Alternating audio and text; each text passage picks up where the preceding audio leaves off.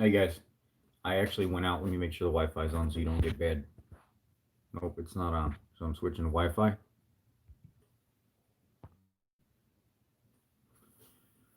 So hopefully it doesn't get dodgy during the switch.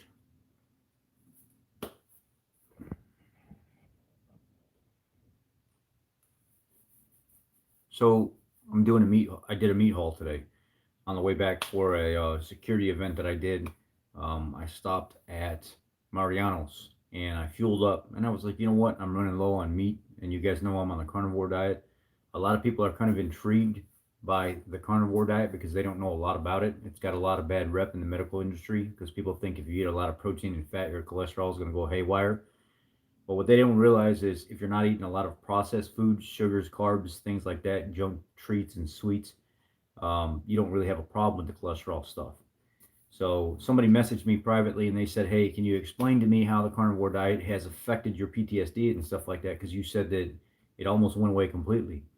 Guys, I was on the pills, I was on the drugs, I went to the counseling and the therapy and everything else like that, and it helped to an extent, but it didn't help like you would expect it to. I started becoming a zombie. Certain things weren't functioning right anymore, if you know what I mean. It was having a really bad impact on my health overall, and I just didn't feel like I was a very social person on all the medication for the PTSD.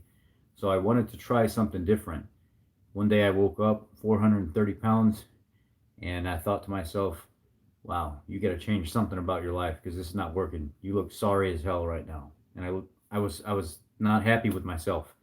So I tried the keto diet and I started losing weight. I started feeling good. My brain felt like it was functioning at a completely different angle, or it just felt like it was on some kind of super fuel, right? So I still had some digestion issues, and I was getting blood in my stool and stuff sometimes from the amount of vegetables that I was eating, even on the keto diet. So I went carnivore. I started following people like Dr. Sean Baker and listening to people like scientists, our community scientist out here, Bart K. And I started really taking their information and using it and utilizing it in my life. And then I realized my problem was all of the different anti nutrients that were in the keto diet as well. So I'm not saying vegetables are bad for you, but what I'm saying is certain people, based on their health conditions, things don't work for them. And even on the keto diet, the roughage and stuff like that was really tearing up my digestion, and it was making things worse. I remember one day waking up on the floor in excruciating pain, in tears. A grown man that's a combat vet in tears because I hurt so bad. It felt like somebody was ripping out my insides, and I couldn't do anything about it. And I laid on the floor for almost 6 hours before I could throw up, and then get myself to the hospital. Once I got myself to the hospital, they had me do some kind of stool test, and they were like, you do have some. At the first time, it was dark blood. There may be some things going on inside you that's an issue here, and we can't really figure it out. So they diagnosed me with some kind of severe form of diverticulitis, colitis, some kind of digestion issue. So I stepped away from that and I went to a carnivore diet. And in the meantime, I would try things on the keto diet in between just to see if maybe things have changed. And then I ended up in the hospital again. And it was all the roughage from, the different types of greens and things like that that were doing a number on me. And this time it was like a lighter blood. And what ended up happening is they said that the same thing from before. There's something going on inside your digestive tract where things are really wrecking you and destroying you. So I cut out all the vegetables completely. Hi, Amanda. I cut out all the vegetables completely, and I wanted to see what would happen. I really started leaning more on Bart K, our nutritional science watchdog. If you guys don't know his channel, BART space KAY, Bart K. And then I started listening to more of Sean Baker's videos and stuff like that, taking into some of the consideration of Dr. Paul Saladino, some of these doctors that stay on top of this stuff. And over the years, networking with them and learning and kind of like following my own path on what I felt was right, I started putting things together. Now, do I support every single thing that a lot of these people say? I don't. Some things I question, some things I find my own answers for that they don't apply to me, but they're great places to start when you're trying to engage your health from your own personal level. So I just went straight full blown carnivore, like literally salt, water, organs, red meats, and I stayed away from all roughage. All of a sudden, I went right back into losing weight. I went right back into feeling better. My digestion cleared up completely, and I had no more problems. I ended up getting my lab panels done. Some people was trying to play me against. You know how your subscriber base will, they'll almost encourage that you kind of go against other YouTubers and things that they say, and they it's societal. It's okay. People like a little internal conflict and stuff like that to get masses of information against each other. And when you play that information off each other, then maybe you get a better answer in the long run. So I went on Happy Healthy Vegans channel, and I actually pulled his lab results and I posted it. And then I went and got my lab results done. And this is after 2.5 years of being on a carnivore diet, keto diet. People were like, oh, this guy's going to die. He's going to have these absurd cholesterol levels compared to this carnivore, right? Because Ryan from Happy Healthy Vegan, he's supposed to have one of the most outstanding cholesterol panels in the vegan community. Well, it turns out mine was substantially better than his. His LDL was like, what was it, 108 or something like that. My LDL was 89. His HDL was like 52. Well, my HDL was 64. His triglycerides were something 20 points higher than mine. So overall, when I looked at my numbers compared to his, I had substantially better numbers. And this is a guy that's been on a carnivore diet for years now, eating red meat, doing everything that the medical industry says not to do. And when I took my labs and I compared it to his for the few years that I'd been on there, my labs were actually better than his. So we're all different. We all have different outlooks on life and the way we do things and how we address our health concerns. That's why there's a holistic approach to health. That's why a lot of mainstream medical doesn't work on a lot of people, right? So that was one of the cases with me. A lot of the general medical advice about being on a vegan diet, a vegetarian diet, things like that, it didn't work for me. It was actually making me worse. It was setting me back in certain areas. So when I started listening to these other guys like Bart Kay and Sean Baker and Paul Saladino and bouncing information off all these different people and stuff like that had been doing this, that are in the field, more knowledgeable than me, I started learning more. And I started trying to figure out what works for me. Now, I wasn't able to go do the carnivore diet like them and just say, I'm just going to eat red meat, drink water, and salt, and that's it, and I'm going to live the rest of my life like that. It didn't work that way for me. What worked for me was I would wake up in the morning and I would take magnesium. I would wake up in the morning and I would take 10,000 international units of vitamin D with 350 or 300 micrograms of vitamin K2. I would take I'll show you what I got here. I would take some ancestral supplements, liver supplements, and when I continued to do this and I continued to stay on this pattern, this is the vitamin D and MK7 that I take from now. When I started to do this every single day and I continued to eat carnivore, I started to feel better. But lately the coronavirus stuff hit, right? So when the coronavirus stuff hit, people started falling off track. People started letting their diets go because they're all depressed and stuff like that. Well, the same thing happened to me. I got depressed. Work slowed down. I wasn't feeling right anymore. I started letting myself slip. I gained like almost 30 pounds in the last 6 months since all this crap happened.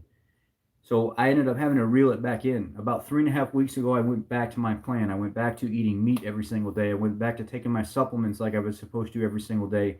A lot of people don't believe in the supplements, but that's what works for me. And I'm down 22 pounds in the last 3.5 weeks.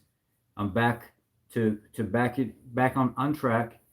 I'm back to really getting myself together and actually playing back into the way I should have been focusing on my health to begin with. So I'm going to show you some of the things that I do to make my life better every single day. I'm going to show you the meat that I bought tonight. I'm going to show you how to take a pan. I do things a little bit different than you guys may do. This is an actual dirty, greasy cast iron skillet. I don't clean my skillets every day. If I cook a steak in it, it gets pushed right to the back of the stove, and that grease and stuff stays in there. I don't take it out. The next time that I come to eat, I'll run it under some hot water, not to break down the seasoning that's been down in the skillet, and I'll wash it all out, wipe it out, and I'll cook immediately. No soap, no nothing. I leave it alone.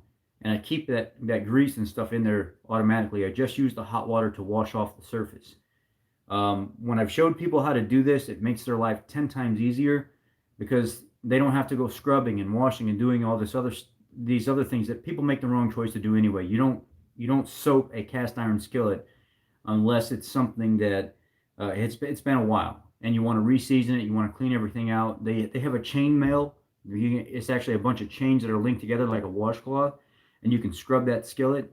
I don't even recommend doing that. Get yourself a big box of kosher salt, the big thick chunks of salt, and pour it down inside that skillet under some hot water. And then take your palm and actually work that kosher salt into that pan, and it will reseason the pan and it will scrub everything off of it. And then you're not scratching up the pan. You don't have a big old piece of chainmail cloth in your hand, and it works phenomenal. So another thing that you can do is you can use, I save a lot of my animal fat. Try to keep my face away from the camera. I save a lot of my animal fat. It's saturated fat. It doesn't break down. It doesn't turn rancid like other oils and stuff do. And I'll reuse that fat to reseason that skillet. That's beef fat, bacon fat, pork fat, whatever I can find, I save it. I usually try to keep about a cupful on hand at all times to reseason my skillet if I want to. I'm going to show you right now how we're actually going to go over to the sink right now. I've got some dishes that hadn't been washed. I have a roommate. But I got some dishes right now that haven't been washed. I got to push them over to the side so I can do this because I'm going to let my roommate clean these dishes. I'm not going to clean them. So we're going to go over here and I'm going to show you how I do this. There's going to be a steak in the skillet or in the sink right now because I want to show you something else right after the cast iron thing. I want to show you how I take a steak right from the refrigerator right to the sink, bring it down to room temperature safely before you even put it in the skillet. That's the number one fault, and I can't stress that enough. That is the number one fault that people make when they cook steak, is they'll take it right from the refrigerator and they'll put it right in the skillet, or they'll take it right from the refrigerator and they let it sit on the counter for 10 minutes expecting it to be good to cook. You can't do that. That makes a really tough steak, or it makes a steak that's not as desirable as something that you would have done my way, which I'm going to show you how to bring it down to room temperature really quick within just a few minutes, and then we're going to cook it after we clean. So maybe I'll show you how to bring the steak down first. So that's what we'll do. We'll flip this around.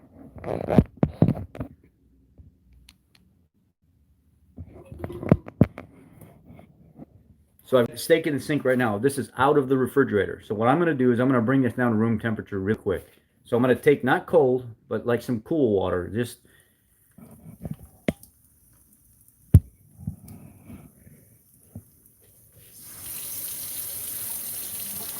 I'm going to run some of that cool water over it, and it's going to slowly bring the head of that steak, the temperature down, and it's going to kind of pull through it.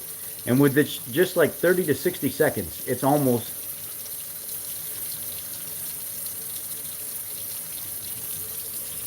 So this water is just nice and cool. It's not cold. It's not lukewarm. It's just nice and cool. It's just going to bring it down to about a 60 degree temperature, 65 degree temperature. Real nice and easy right here. Just let that water run over that steak. It's going to take about a minute and it'll be completely down. Now I'm going to bring that cast iron skillet over here while you're watching this. I'm bringing that steak down to temperature.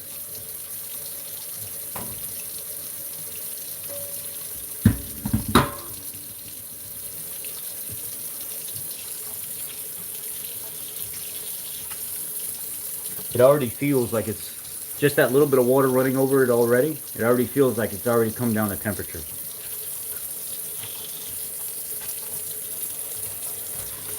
When you could take that steak, see the package? When you could take that steak and you could push it just a little bit like that,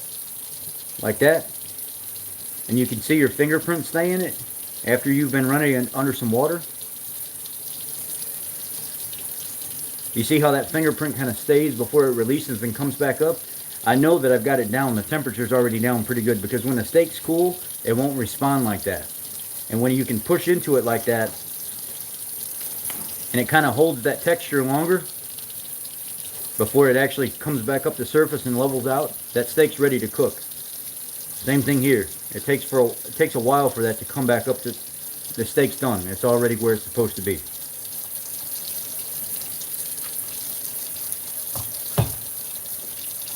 Now we're going to move on to the skillet. I'm going to show you something. This skillet right here has been sitting on, there since yesterday, since I cooked my last steak. You see, I didn't clean it. I left all the grease and stuff in there because I don't do that. I don't clean it with soap and water and stuff like everybody else does. There's no need for that. I'm going to put the hot water on.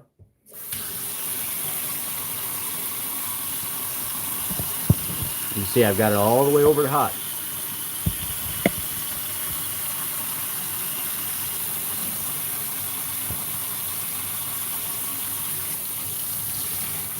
Alright, it's getting nice and hot, and you should start to see the steam come from it soon. Thank you for that super chat. I appreciate that.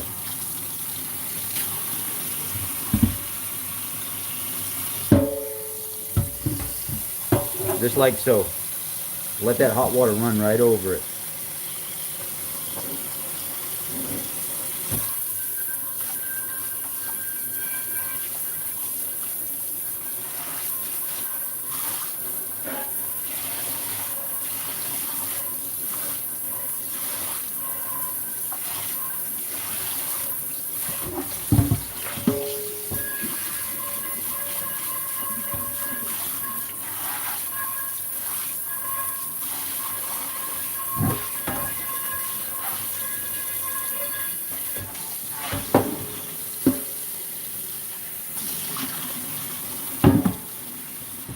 Now, by me just using water only, I've left a lot of that residual grease around the side. You can see how the water starts to bead down it and it doesn't want to stick on it.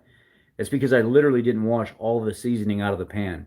I washed the only thing that's going to create that barrier between that new steak going on there and the debris that was left over. And at the bottom, it's still kind of greasy around the side. You can see there's still grease around the side of it. You can see how I marked it. I wanted it to be that way. I don't want to use anything on this right now, just straight hot water and then wipe it out.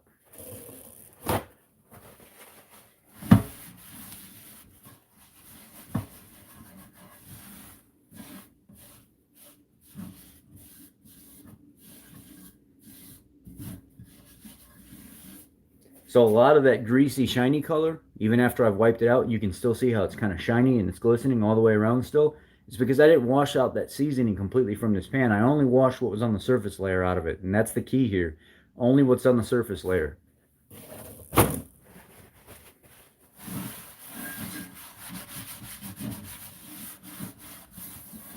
So now what we're going to do,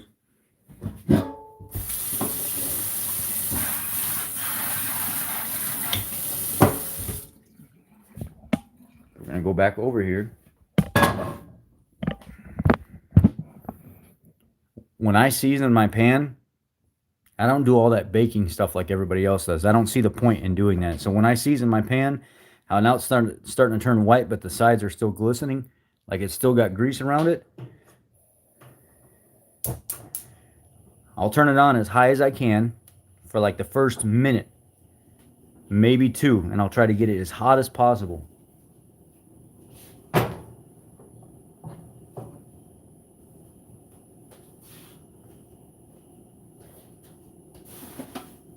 So while that flame right now is bringing everything up to temperature, what I want is I want to be able to put my hand over this and feel like it's almost uncomfortable. And I don't feel any of that yet. It's still kind of cool. So I'm going to leave it alone until that temperature starts to come up. In the meantime, as that temperature is starting to come up, let's look and see what I got at the supermarket. These are big, massive beef roasts, right? Just regular, good old black Angus beef roasts. They were buy one, get one free, and they were $5.99 a pound. I haven't seen them that price in a long time. So I said, you know what? I'm just going to buy as many as I can right now. And so a lot of these are, this is 3 pounds. This one's 2¼ pounds. This one is 3.17 pounds. This is almost 3 pounds here. So I bought, I don't know what this would have been. Well, let's see. Look at the regular price. It's 17. So that would be 40. No, these two would be 30. This one would be another 30. So $60, and I only paid $30 for all that beef. I really got it at a good deal. This is the kind of deal that I've been looking for in order to buy this much beef at one time, because I'll go through this in an entire week almost. Until recently, I didn't do anything with roasts. I didn't really care for them. But when I learned how to prepare these the right way and let the roasts come down to room temperature before messing with them, that was the game changer for me. So you can see I got real butter here. This is just stick sweet cream butter. Regular sweet cream butter is always on my counter. Olive oil, avocado oil, stuff like that. More natural oils. Now,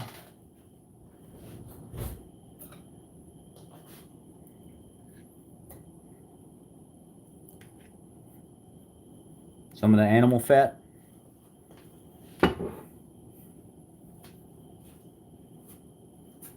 And at this point, what I'm going to do is, now that I got this pan nice and hot, I'm going to shut the pan off. It's going off right now because I don't want to cook that oil at all. I'm going to let it sit there while it's hot.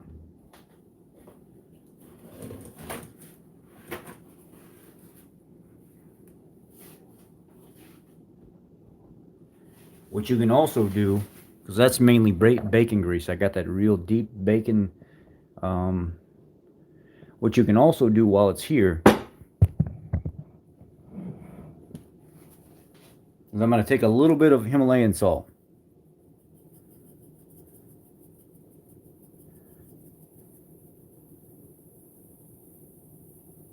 See how it's kind of sizzling right now? I'm going to let it break down that Himalayan salt as I rub it in. And not only is it going to, it's going to also salt the pan.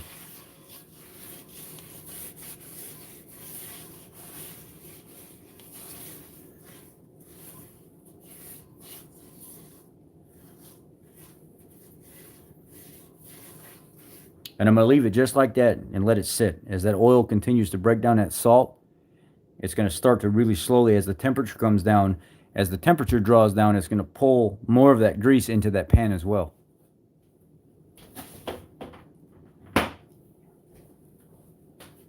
Because I didn't do a full degrease on this and go through using soap and everything else, this pan hasn't been completely unseasoned. So this is all you need to do a refresh.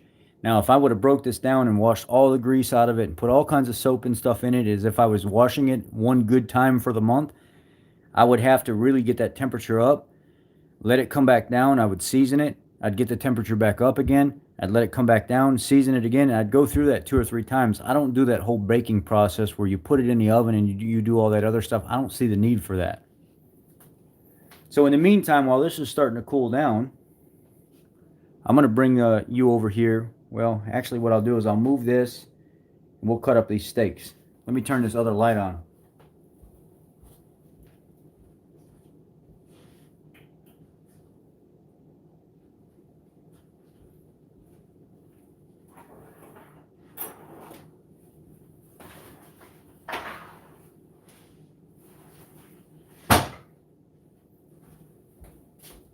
And now what we'll do is we'll grab these steaks over here. We'll prepare them while that temperature is coming down.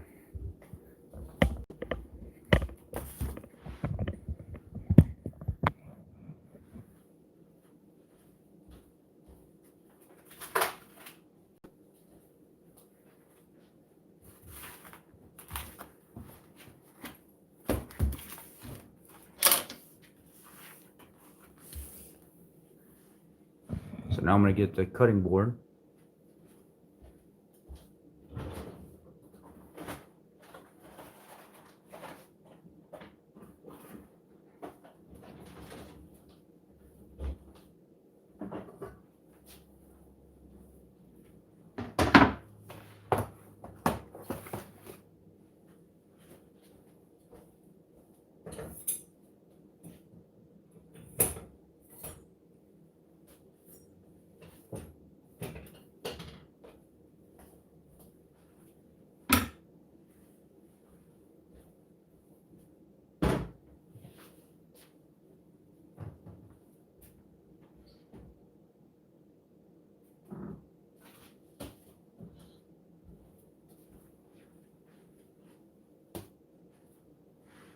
I'm going to flip this camera around real quick.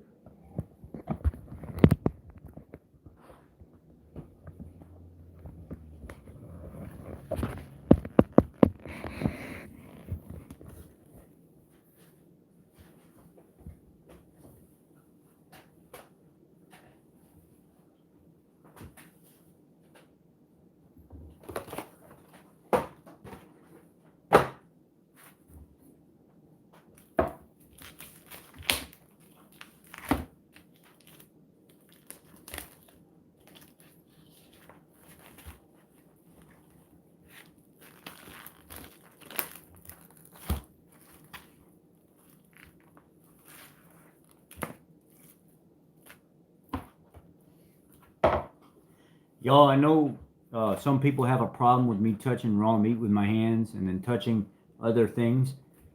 I'm not some frou-frou weird germ guy like that. So I know people have left comments before um, about their expressing their concern for me touching raw meat and then touching other food. I'm not some person that's concerned with that. It's never been a concern to me. I feel like if I'm going to get sick, I'm going to get sick. There's a lot of people that actually eat raw meat diets. So if you guys could save those comments for another channel, because I don't really care about them and it doesn't concern me. Um, this is as clean as it's going to get on this channel. And I'm like a caveman. I'll pick this thing up and eat it just the way that it is. So those comments don't do anything for me here. You guys can do that in your kitchen, but in this kitchen, we cook. We just cook and we go about our business, and that's how we don't go to other channels and berate them and stuff like that.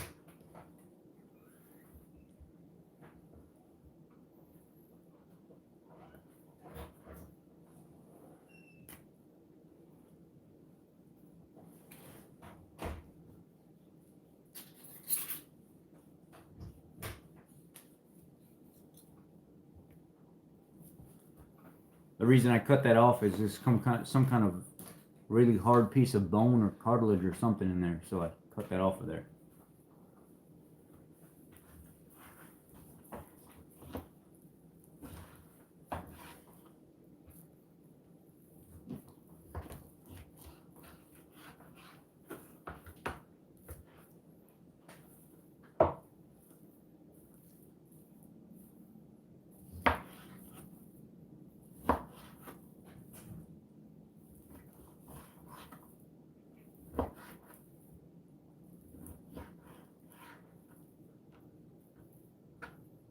I don't cut the fat off or any of that stuff. The fat stays on there. That's part of what your body likes to use to create that satiety level. This is the leaving the fat on here is what helps you actually feel like you're full.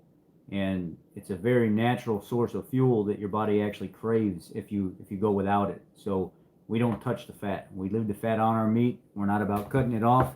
That should be some kind of like cult-like mentality.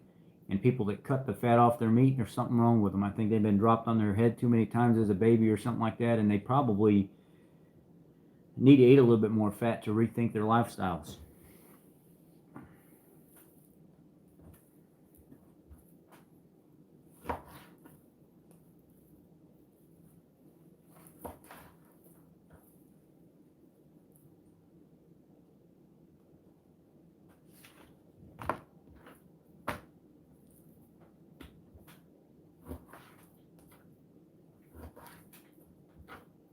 Now, a lot of people that never feel full after they eat, it's because they don't eat enough fat when they actually sit down to eat. They don't get that satiety level.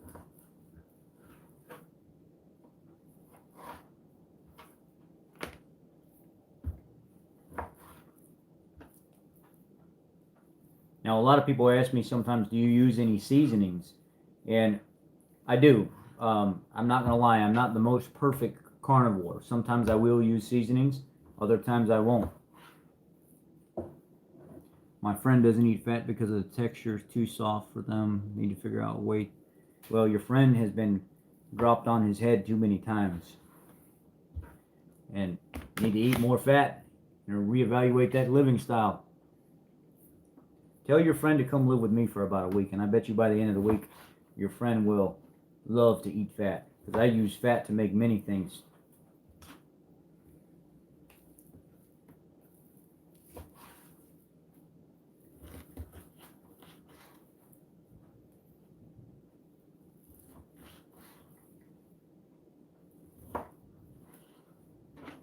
Fat is really an important nutrient for a lot of people.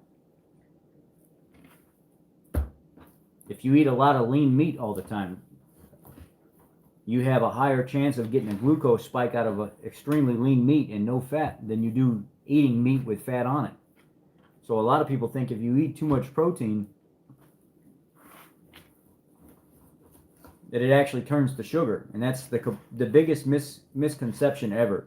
Your body is a tool. It has something called a demand-driven process. Gluconeogenesis is where your body can take fat and it can take protein and it can create sugar if the sugar level is getting too low. It will strip the glycerol backbone from fat, and it will go through a conversion process to convert it into sugar.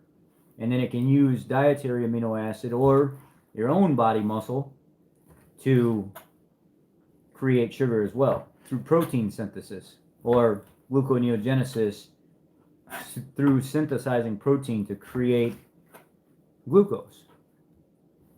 And you don't actually need carbs and sugar to create sugar in the body. Your organs use sugar to function. So sugar is important, but your body is more than capable of making it on its own.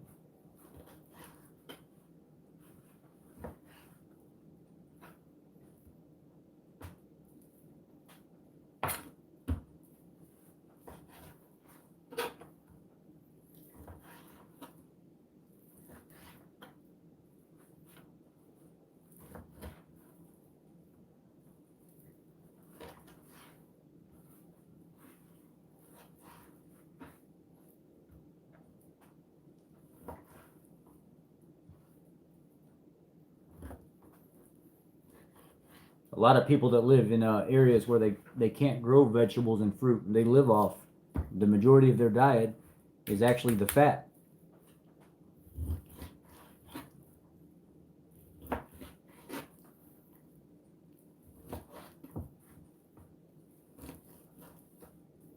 People that have seizures and stuff like that, being on a ketogenic diet has been critical for their therapy overall.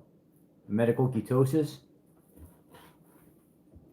So can you imagine if you had a really high fat carnivore diet and didn't have any sugar or carbs at all? You think you might be able to mitigate some of those seizures even more by being on even a more restrictive diet? Could help. It could help. You never know. A lot of the stuff that's in our food is not very healthy for us anyway. A lot of people don't realize fruits and vegetables actually have reactions to being harvested also, which anti-nutrients are released. Phytates, salicylates, oxalates, things that you find in almonds and avocados, histamine type reactions from eating fruits and vegetables where people don't even realize they have a reaction to them, they do.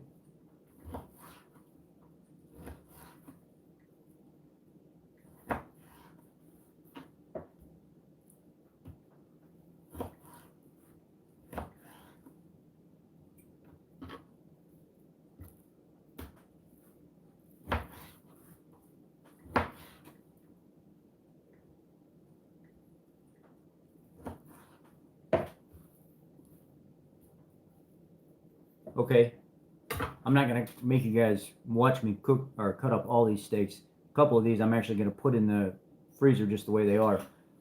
Let's go over here and check this pan.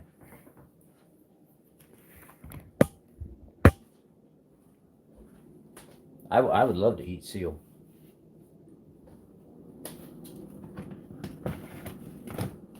Oh, when I was there, I picked up some organic eggs. I also picked up some Cajun shrimp. Like I said, there's a little seasoning sometimes.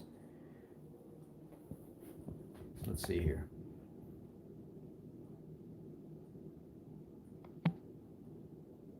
Look at the comments.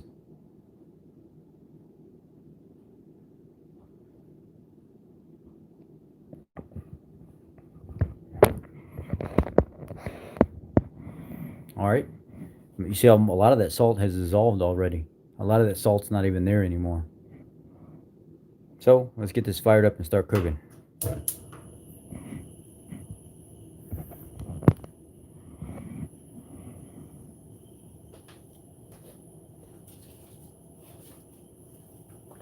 Number one was room temperature steak. Number two is you gotta have a hot skillet.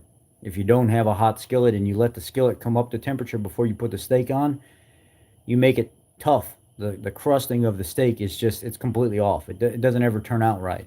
Get the skillet hot first before you put it in there. So,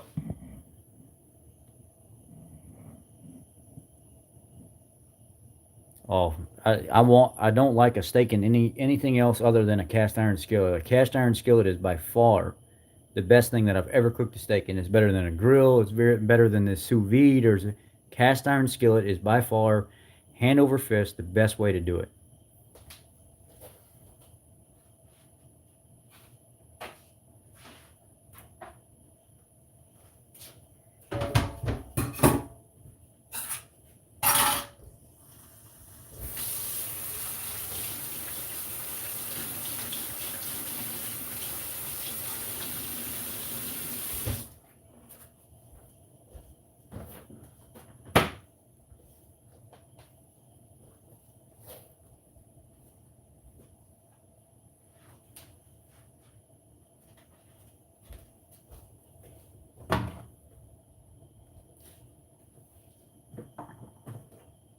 And just so you guys know, when I do use seasonings, I use this here. I use this flavor Flavor God seasoning. This is what I get because they don't put any garbage in here at all. If you look, it's just all.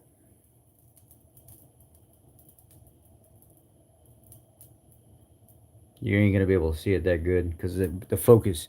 But it's garlic, onion, sea salt, chili pepper powder, basil, black pepper, coriander, parsley, and thyme. There's no anti-caking agents. There's no additives in here. There's no nothing. It's straight seasoning. That's the only reason why I buy Flavor God seasoning. All right, I'm starting to see just a little bit of smoke come off of this right now. So I'm going to start to back it down about medium-high heat, and I'm going to leave it right there.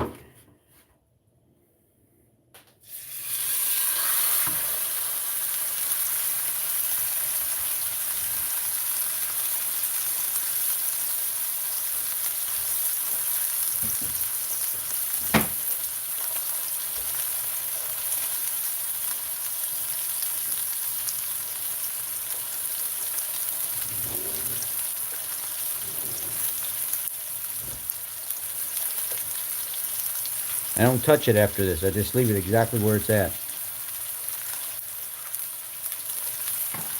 until I'm ready to flip to the other side.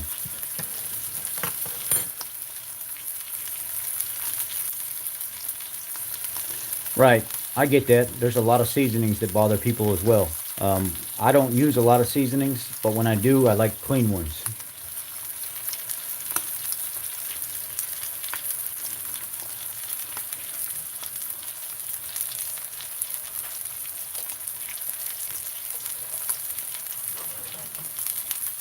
One of the reasons why I went to straight, what I call whole meat, minimally processed meat, is because a lot of the sausages and things that have been highly processed have a very large histamine reaction to it, and it's something that I don't like. I don't like to be a part of that because I do notice that my allergies start to uptick whenever I start to eat things that are higher in histamine. I have more of an allergy type reaction to things, just in general, sneezing more, coughing more. So I try to eat straight whole meat.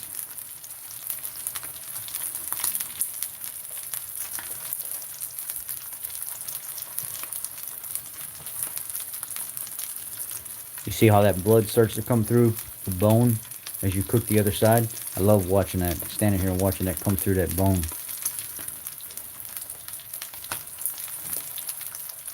But you see how easy it was on that skillet though? There was almost no prep for it. We cleaned it quick, we seasoned it quick, and now we're right back to cooking. You could have done all that in 5 minutes if you really wanted to.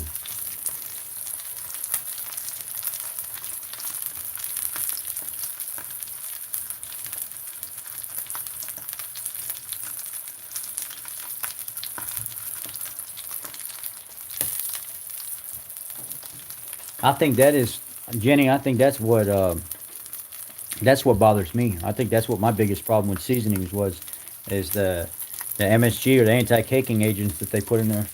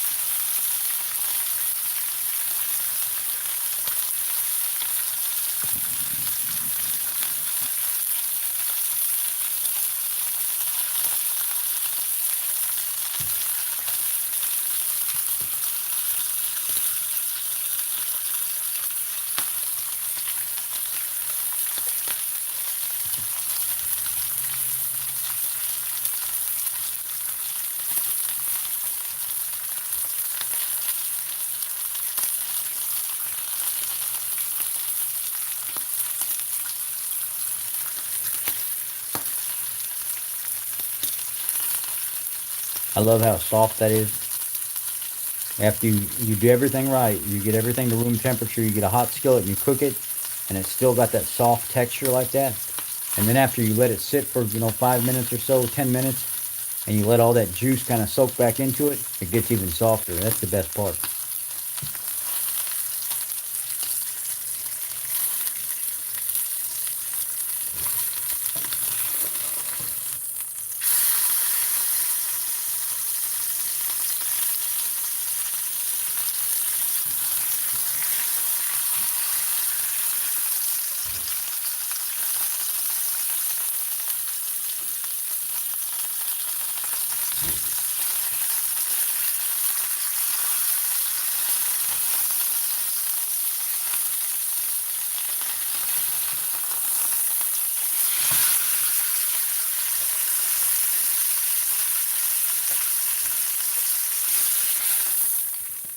Now you don't touch it. You leave it alone. You let it sit.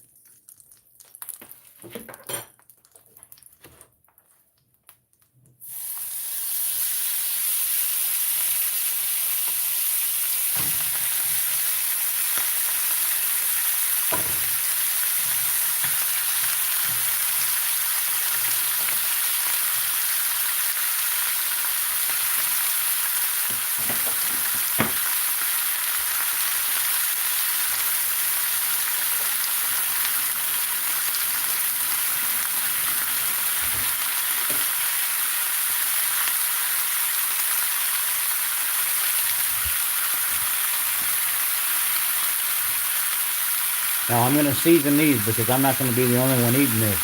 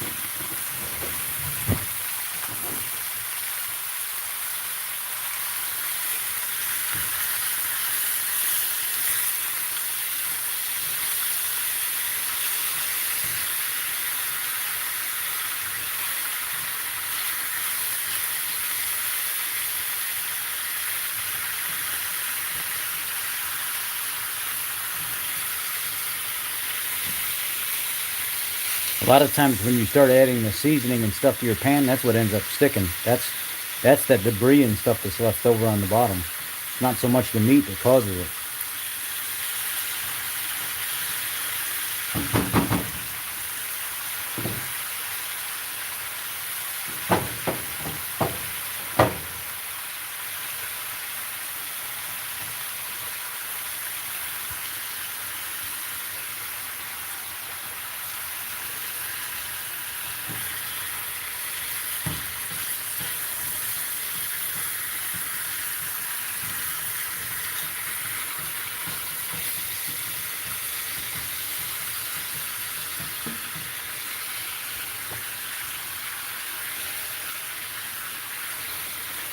Mmm.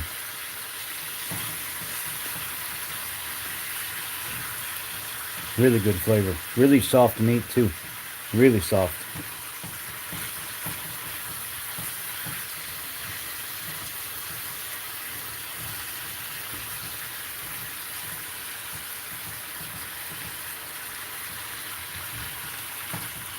And what I'll do is I'll put eggs over the top of this and bust the yolk on top of this meat. So that's why I'm cooking so much at one time.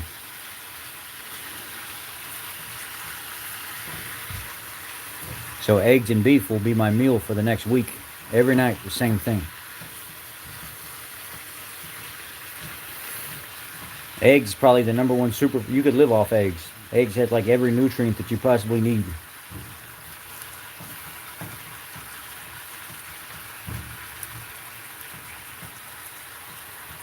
Now what I like to do is when that water starts to accumulate on the sides like that, I like to take it out because now you're gonna lose all the tenderness of the meat because you're cooking all the juiciness that's in there out.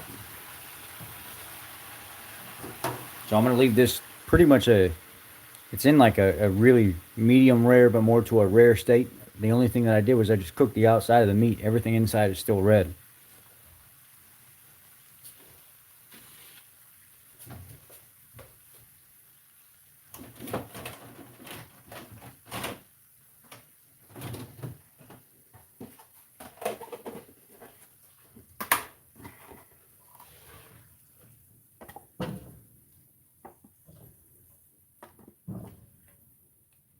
So this will be my way of controlling my portions and my meal for the rest of the week.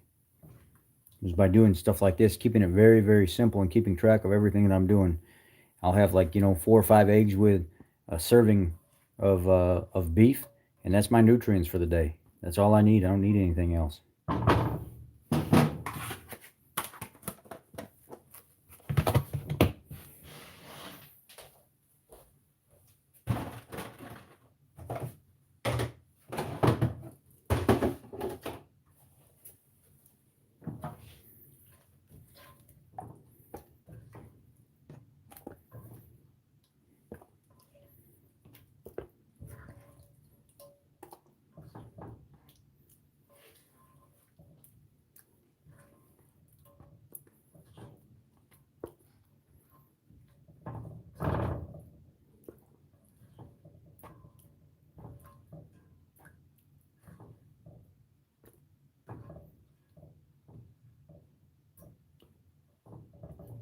So now how we can leave this pan the way that it is now, or we could just take it over there and get it done.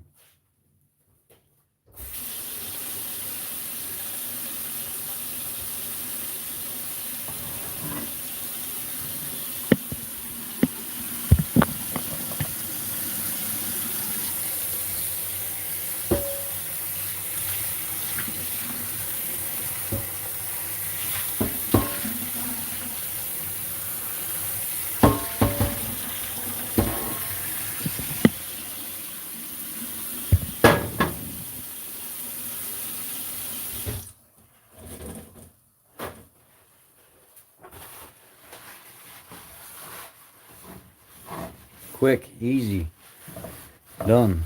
Nothing left over. Throw a little bit of grease back in there. Go about your business.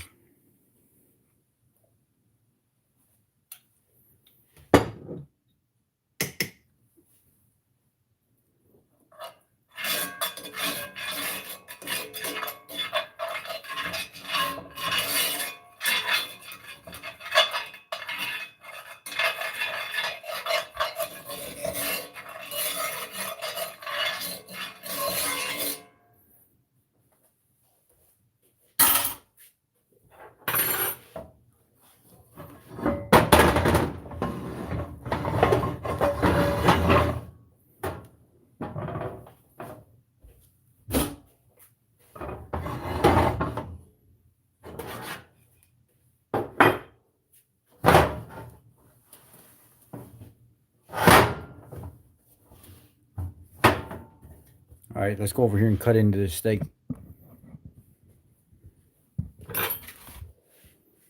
See how this steak ended up.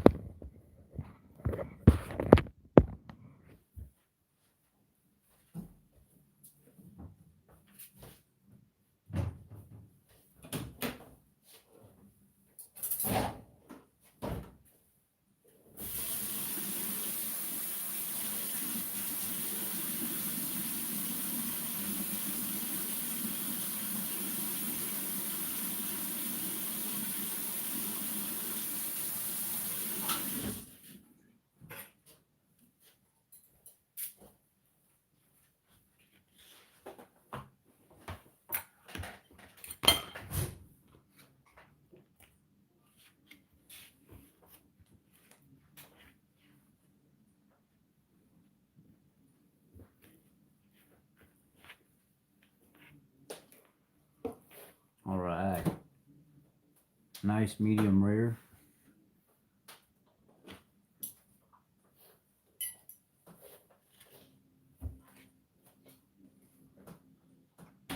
Perfectly cooked.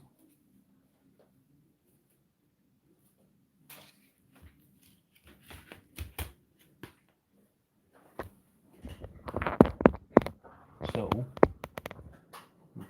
try it out.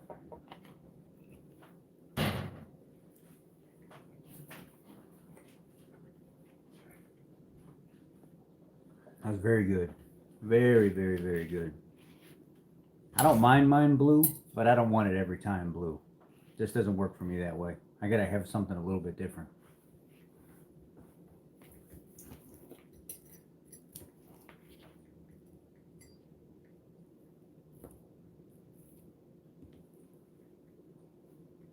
It's pretty rare. It's more, actually, in other parts, it's more just, it's more on the rare side than it is medium rare.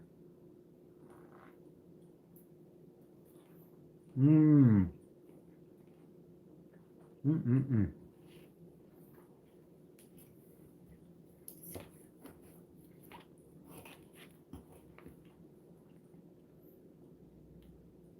So it was just that one edge that was more medium rare than anything. The rest of the steak is rare, which I like. That's why I said it's critical to have that pan super hot before you even get into it. Really make sure that it's hot.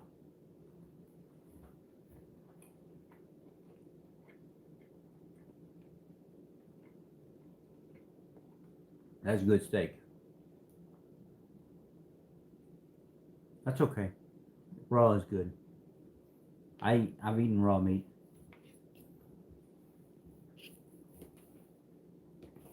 The more you cook it, the more you break down the nutrients of the meat. That's why you see years and years and years ago, people used to live off raw meat, and people still do live off raw meat. They just don't talk about it, and they're very, very healthy people. I mean, there was one guy exclusively that had to get over medical problems, and anytime he cooked something or he really resulted to raw meat. It changed his whole life. That ain't raw. That's called delicious. That's called delicious.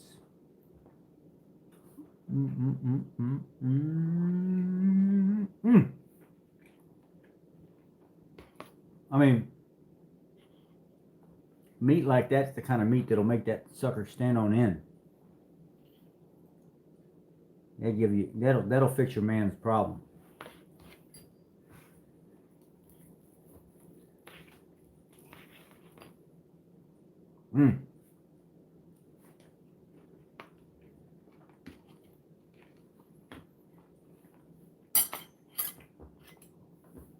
So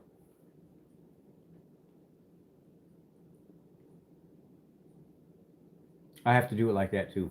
I have to, if I eat it raw, I need to let it sit out for a little bit and warm up. I can't let it cold raw meat is disgusting to me. Now I've shown people before. People have challenged me before and said, "Oh, you don't eat raw meat. You don't eat raw meat." And I said, you want to bet?" So I went out and bought a 1-pound ribeye. I let it sit on the counter until it started to get kind of room temperature, not cold. I wanted it at room temperature, but I want it slow.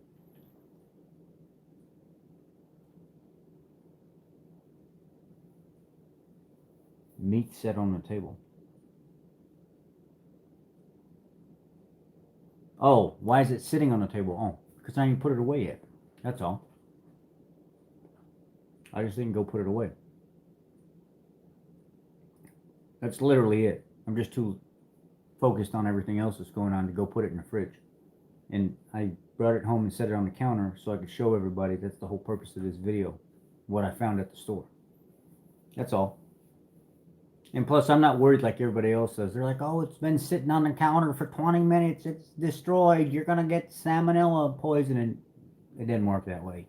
You can let this sit on the counter for hours before it even taints to make somebody sick. I don't believe all that junk that the medical, the health, this and that, or whatever it is that they put out all these BS times. I've let meat sit on the counter for half a day and then come back and cook it and be completely fine. It's obviously if you let it sit too long, it's bad. But it's once it turns rancid and then you put it in the fridge and pull it back out, that you have a problem. It's that cooling effect and then letting it get and then hot again that destroys everything. Why do you think people eat that product called high meat? High meat. Look it up. HIGHMEAT. High meat. They will purposely let meat rot in containers, and they'll eat it as a delicacy. They'll eat it as some kind of treat. Never get sick off of it. Because there's so much bad information put out. Now, I'm not telling nobody to go do this. Now, don't watch this video and be like, oh, it's your fault that I ended up getting sick and ended up in the hospital. That's your own fault. It ain't mine. I'm just telling you what I do. I'm not worried about this sitting here for an hour or two before I even put it.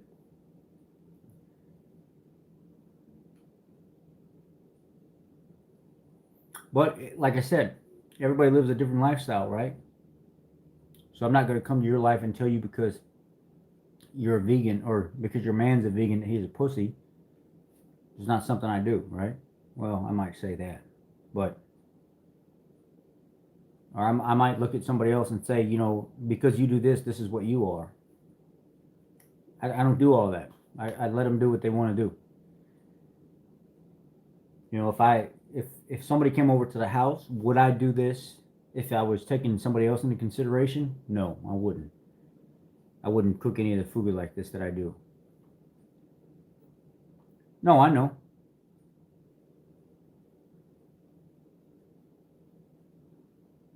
I'm not saying you guys didn't mean anything negative. I'm not saying that at all. I'm just speaking in general right now. I know what you meant.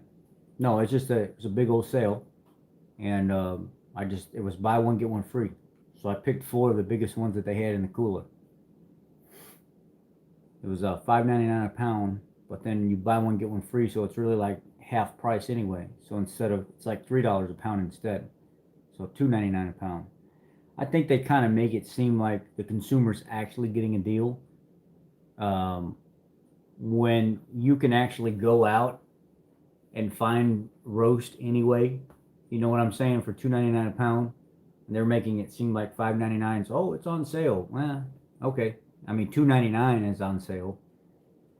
So that's why I went and got these, because I broke it down. I was like, well, if I'm buying two at $17, I'm buy one get one free. I'm really getting these roasts for like $3 a pound, because you divide it in half. Well, I found them on sale many times for $3 a pound. So you're not really giving me anything special by saying buy one get one free. You're just giving it to me at sale price. That's all it is. People think we're too stupid to figure that stuff out, but most of us are pretty smart. And when I see an opportunity to grab these in bulk like this, and the cooler's just full of them, I do. They had pork roasts that were 3 times the size of these for $1.49 a pound. I'm just not feeling pork this week. I'm trying to do the beef thing for the next couple weeks, because I notice if I stay on beef and I stay on beef only, and I do it for weeks and weeks and weeks, I do eventually start getting tired of it a little bit. I'm not going to lie. But it's the best thing for my body. Like, I don't feel bad off of it. I wake up the next day, I don't have a headache. I don't feel like I ate something wrong the night before. I go off to work, I'm fine all day. I'm completely satiated until the next dinner time.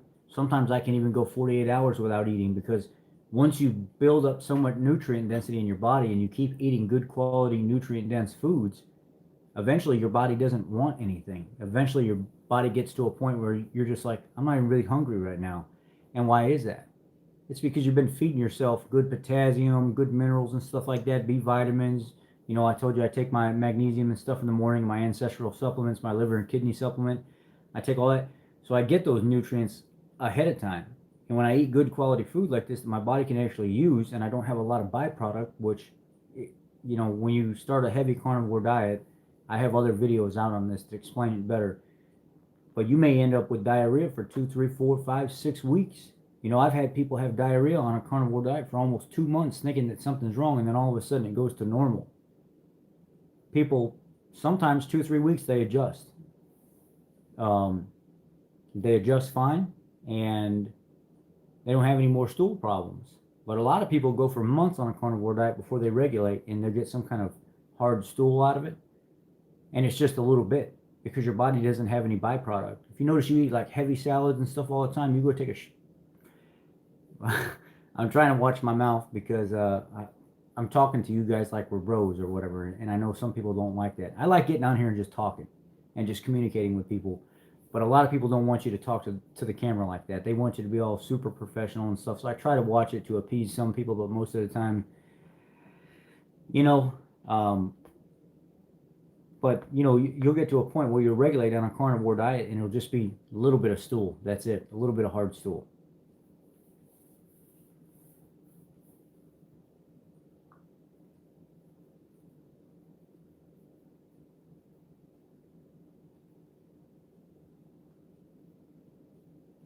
Well, so if somebody was to ask me if am I carnivore or keto, I say I'm carnivore. And why do I say that? Very rarely do I do all this seasoning stuff. And I do consider, if you want to be strict, if you want to say that you're actually on a carnivore diet, like the diehard, like I'm gonna unsubscribe to you if you do anything wrong type people do, um, you're just eating meat, organs, water, and salt. That's what you're eating. You're not taking supplements. You're not using seasonings. Some people don't even use salt, which is stupid to begin with.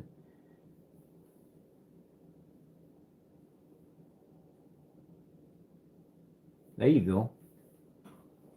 $2.99 a pound is the normal deal on sale, and I think they just make it seem like, oh, buy one get one free. You're not really getting one free. You're paying for it, but you're paying for it at, like you said, $2.99 a pound, Abby. That's the way.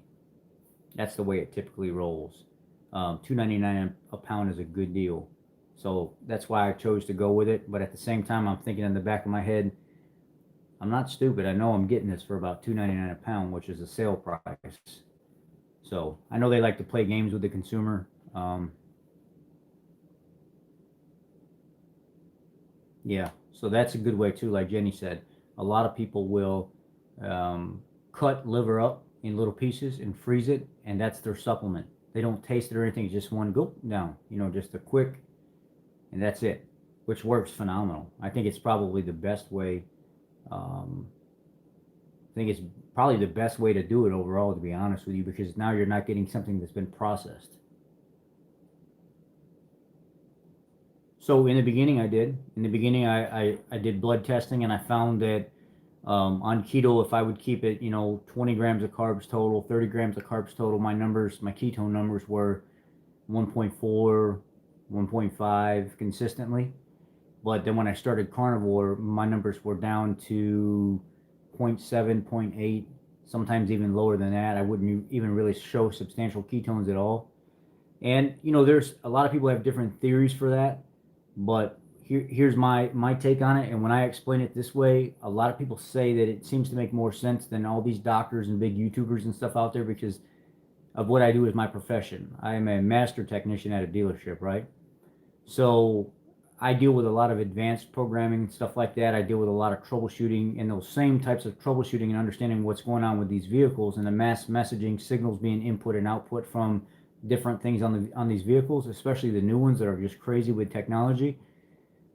It's the same way your body inputs and outputs things. It sends messages and it receives messages, and it tries to figure out what's going on. So when I start thinking about things from more of a mechanical, electrical type standpoint, because that's how our bodies essentially work. It's just like chemical and mechanical type movements, right? We mechanically move, but we electrically send things via hormones back and forth, different types of signaling. So if I have a lot of ketones readily available in the blood, these are ketones that are not being used. This is basically stagnant ketones that are there in that blood. I'm not using them. They're available to be read all the time. So I understand the ketone level is sufficient at 0.9 and above, 0.5 and above. They say you're in ketosis, but 0.9 and above, they say it's a better form of ketosis.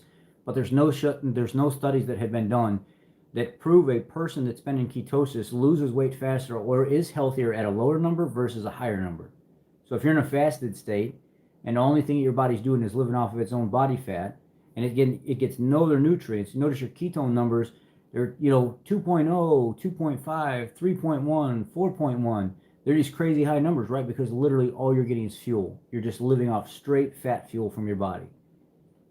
Well, when you start incorporating other things like protein and some carbs and stuff like that in, your body's getting other fuel sources, and it's getting sugar and carbs in some form. So that those ketone numbers of your body breaking down fat and everything down regulated in the meantime, not It's not going to be as high. So on a carnivore diet, it seems to be lower. It seems to be lower ketone levels. I think your body uses ketones more efficiently on carnivore, but you can almost count if you're a person that's 1.4, 1.5, and then you start a carnivore diet, keto versus carnivore, you're almost going to drop your ketones in half a lot of times, unless you're a person that stays active and you can handle that extra load of burning through nutrients faster, and then your body has a reason to go back into tapping into fat storage and stuff like that. So I call it serum ketone levels in your blood, and if they're high all the time, it just basically simply means that you're not using those ketones. I mean, after a while, your body ends up regulating the breakdown of what is it? It's acetoacetate, beta hydroxybutyrate, and what's the other word? The other fuck, it's been so long since I talked about ketones. What's the other one that we're talking about? Acetoacetate, beta hydroxybutyrate, and somebody help me out here. The other ketone. I don't even focus on ketones no more. That's how long it's been since I've done this. Starts with an A. Shit. Anybody? Drum roll, please.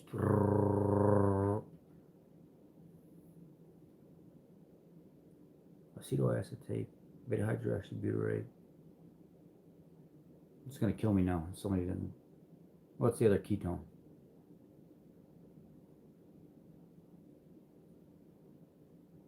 Nobody? Nada? Zero? Acetoacetate is your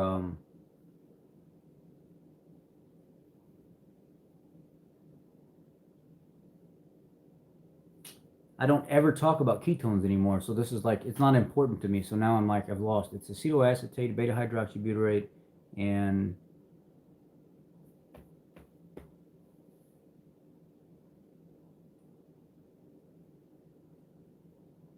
acetoacetate basically is the acetone form. It starts with an A. It's beta hydroxybutyrate, acetoacetate. Anyway, the one ketone that we're not mentioning right now. It's your urine ketone. Fuck.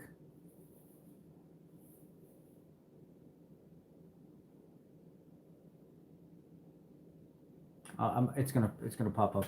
I know it's gonna pop up. Anyway, your urine ketone is your primary ketone. A lot of people think it's no. Acetoacetate is the acetoacetate is your. Let's go to the computer here real quick. Well, let's go to the computer.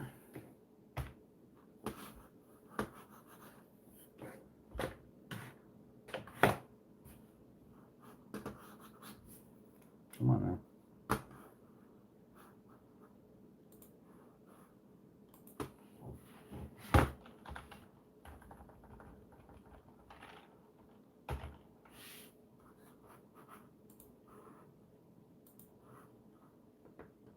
This is so stupid. I have to even do this. I mean, it's been so long since I've even done anything with ketones, and I really don't care about ketones anymore, that I don't even have a reason to remember what the names are, the proper names, which is the ironic part.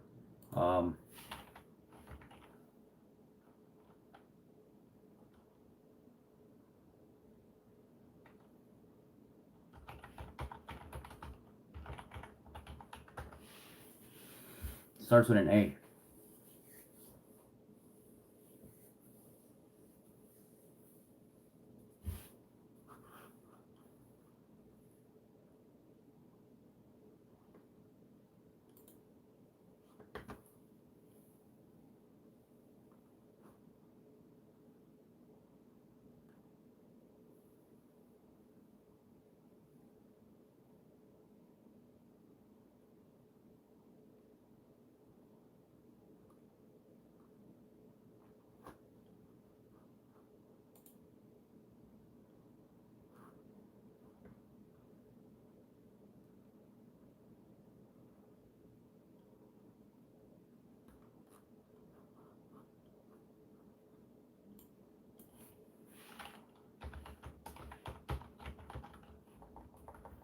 I bet you're right. I bet you it is beta hydroxybutyrate.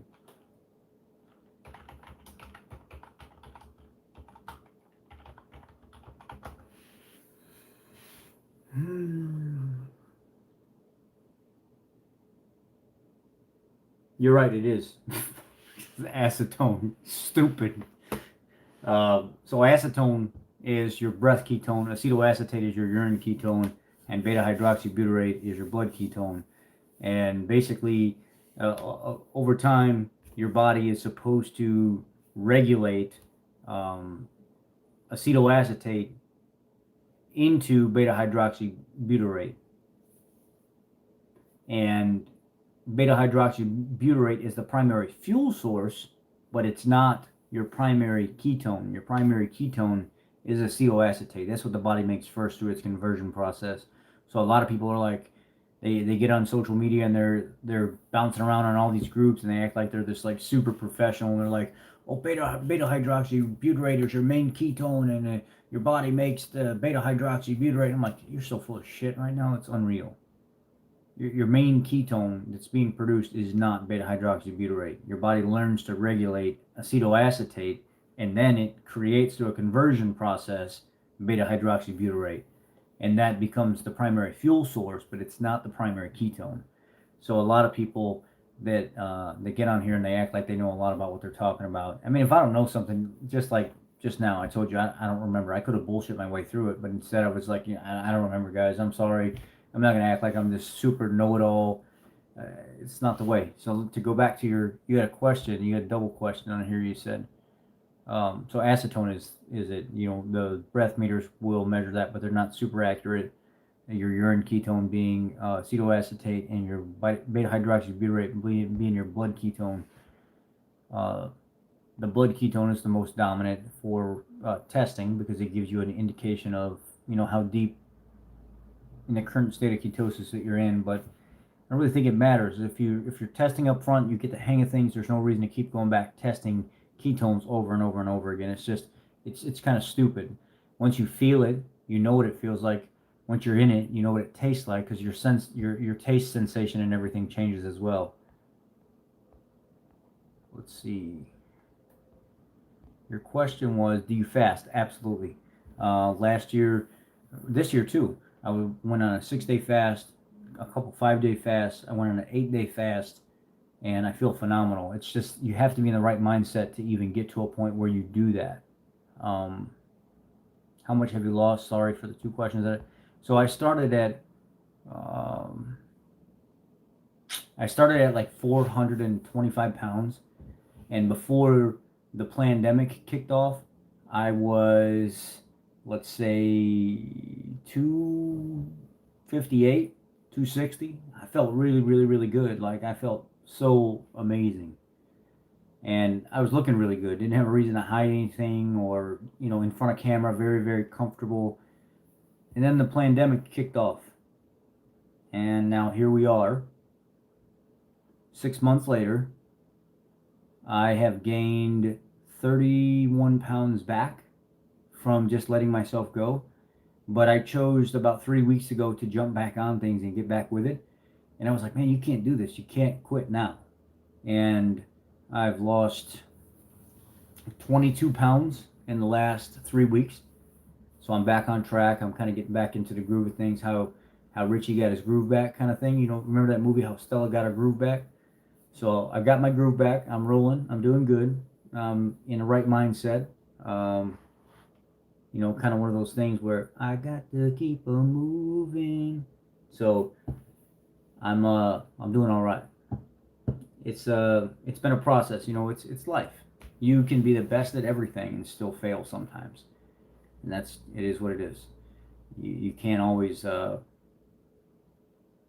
you think that you're the strongest person out there, which you would think somebody like me, a combat vet, been through a little bit of everything in life, only 34 years old, and have seen what most people at 70 years old going to their deathbed would never see. You think that somebody like that would be bulletproof, right? But they break down as well. They can be weak also, and that's the sad part. You get that bulletproof mentality, and then all of a sudden life hits you, and you're like, oh, I guess I'm not so bulletproof after all. So,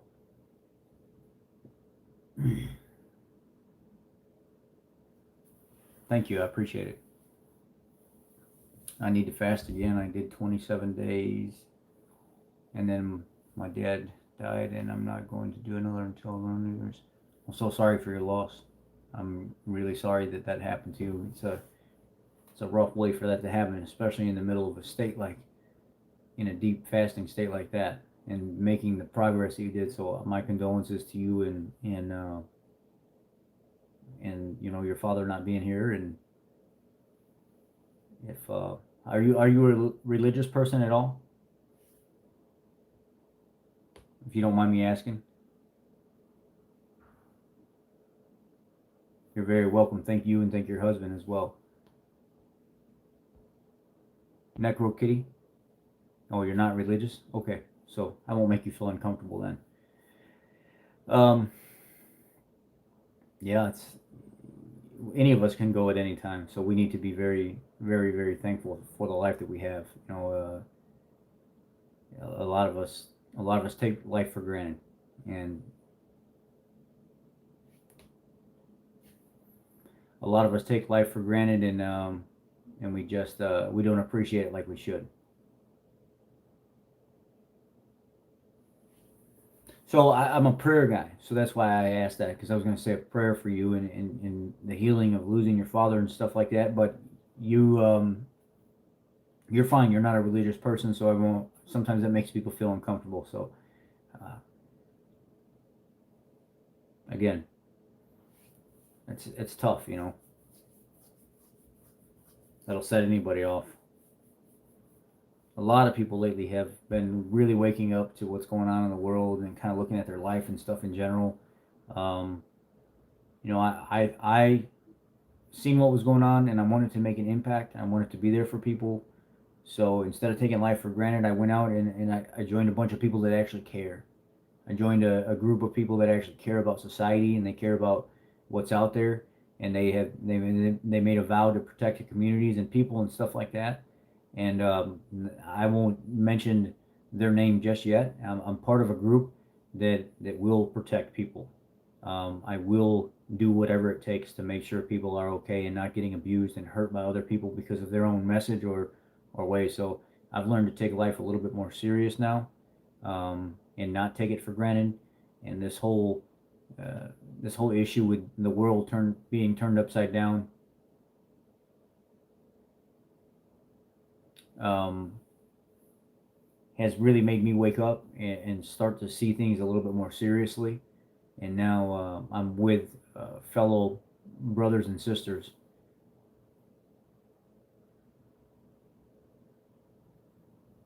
um, that care about what's going on in the world and are willing to put ourselves in harm's way to de-escalate an issue and make it better. So this group of guys that I'm with right now are next to the best that I've ever dealt with or had to.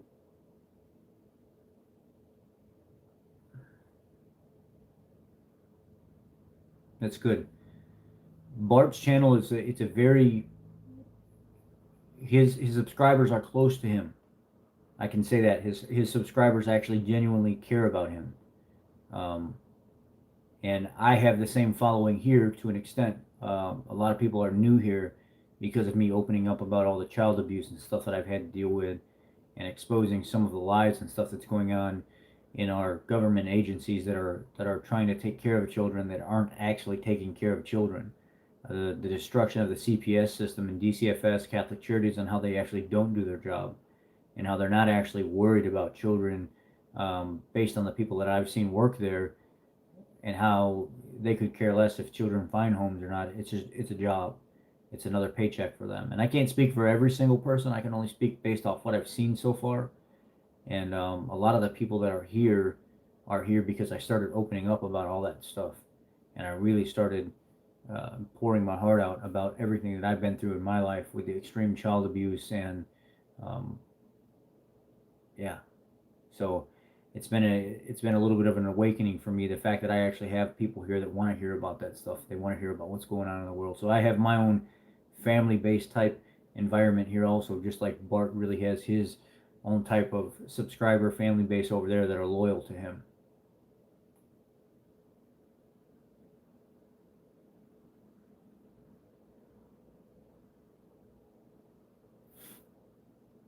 Bart has uh, Bart has really done a number for helping me out. Like, he talks about me. He asked me to come on his live streams with him and stuff. I've done some videos with him. I used to be an administrator on a big group where Bart was at, and Bart was just up and coming. And me and him became friends up front. And I noticed that he had a type of personality that I really jived with. I really liked, and since then I've had nothing but good things to say about him. He's definitely one of the better people that I see online to get information from, and he won't lead people astray. People think that he's a bully and stuff like that. He's not. That's Bart. Bart is who he is. He teaches how he teaches. If you don't like it, you can go find somebody else. That's the kind of guy that he is. I was in the Army. I went in 2006. I came out at the end of 2010. I was hurt in Iraq, knee surgeries, all kinds of stuff, gained a bunch of weight.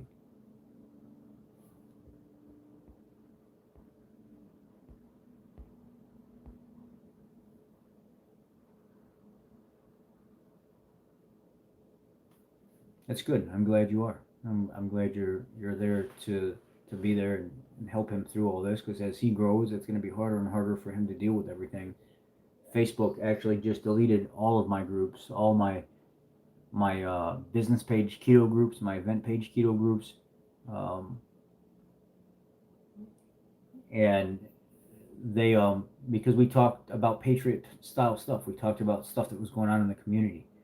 We talked about different things that were shared by Antifa and all this other stuff that I pulled information directly from the Antifa page, and I shared it. And because I did that, Facebook deleted our whole entire Patriot group. We were one of the largest Patriot groups in the state of Illinois, and they came and deleted everything. Deleted our groups, deleted our personal pages, deleted all my business pages. Gone. Can't even find them anymore, and had to go back and start all over again. And now on Facebook, I'm nothing. Luckily, I had admin in place in the Keto Nation official, Carnivore Keto Nation official. So that group was saved because I had admin in place to continue to run it. When I talk about the things, so one of the posts that got removed from our group was there was a New York Antifa page that said our brethren out west are doing some kind of work or good work or something like that to contribute to the spread of the fires. And I shared that information directly from their page.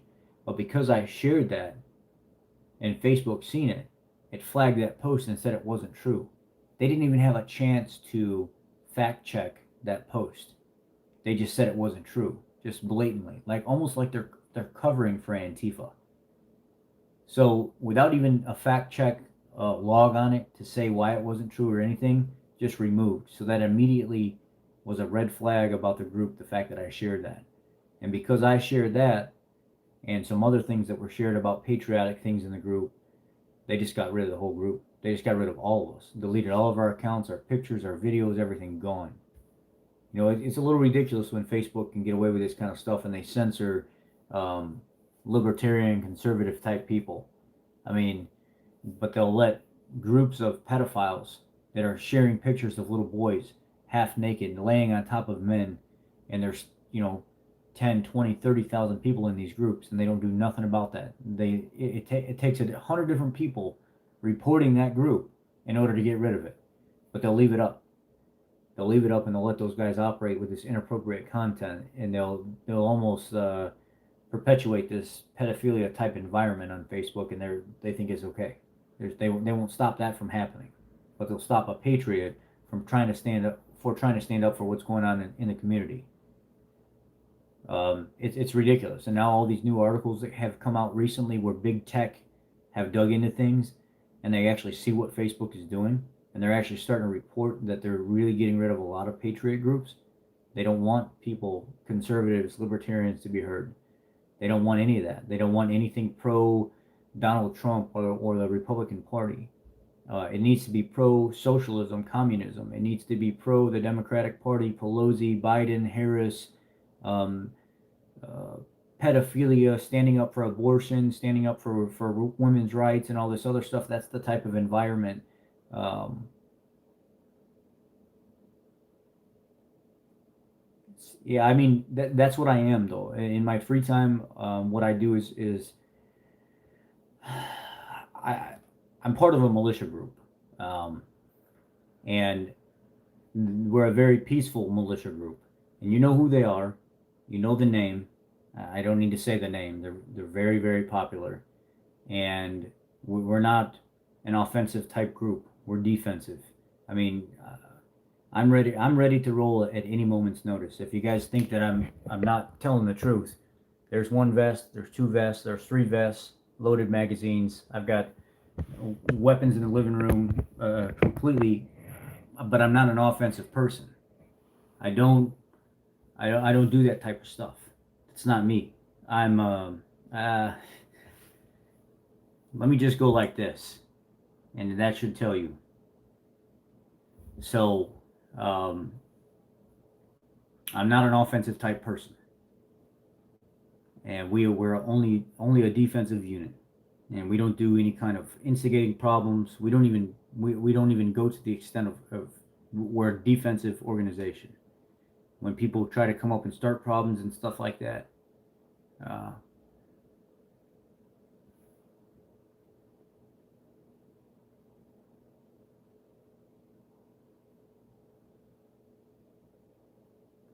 I don't want to say it. I can't, because if you bring up certain trigger words and stuff in these videos, the platform gets removed. So I'm not going to be that stupid to bring it up right now.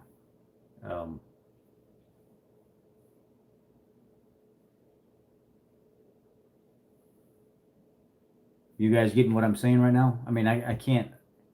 If I start mentioning stuff, the channel's going to get taken down.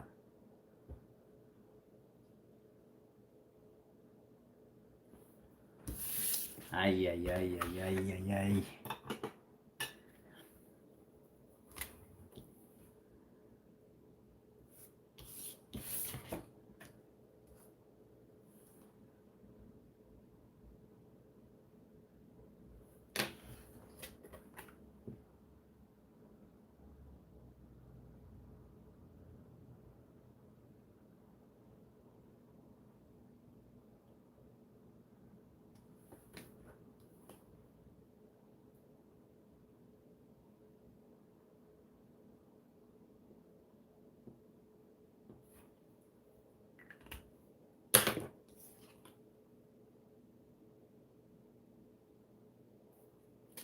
I shouldn't.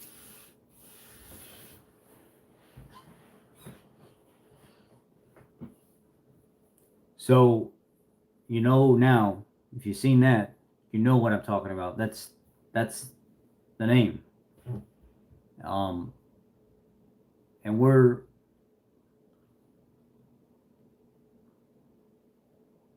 not bad people.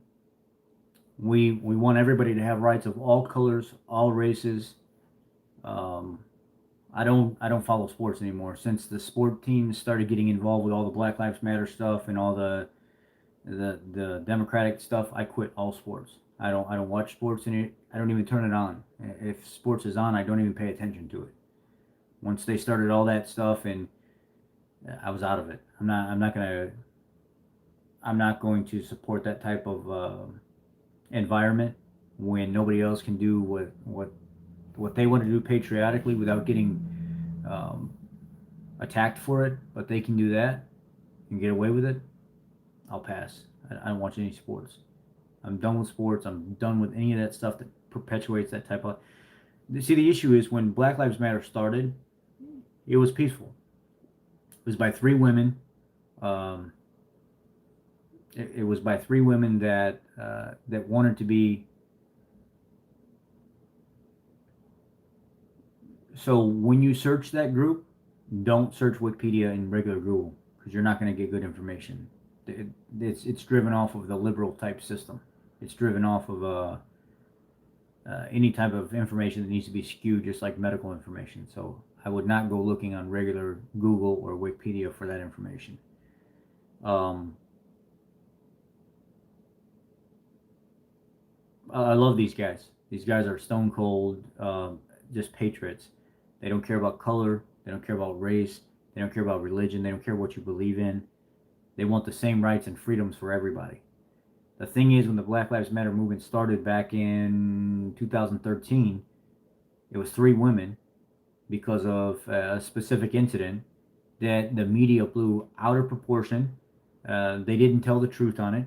They didn't follow any of the stuff that actually happened the way it happened. They made up this whole entire story and put it all back on the police. And the media is what created a shitstorm back then. And these 3 women created the Black Lives Matter movement. But when you go read, let's look at, just do a basic search real quick here, just so you know for sure.